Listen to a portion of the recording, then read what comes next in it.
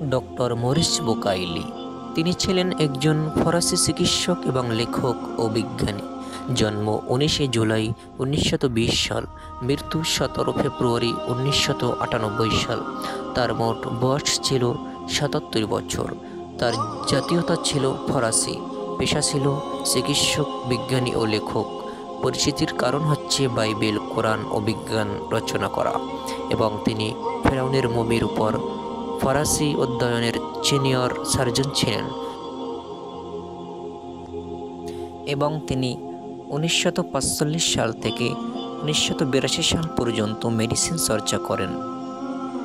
1973 সালে বুকাইলি তিনি সৌদি আরবের বাদশাহ ফয়সালের পরিবারের চিকিৎসক হিসেবে নিযুক্ত হন ও তিনি এই পৃথিবীতে বাইবেল, কোরআন ও বিজ্ঞান বইটির জন্য বিখ্যাত হয়েছেন। তিনি ফ্রান্সের পন্টল এবক শহরে জন্মগ্রহণ করেন। তিনি তার মা বাবার 3 সন্তানের মধ্য থেকে দ্বিতীয়তম ছিলেন। তার বাবা মারি জেমস বুকাইলি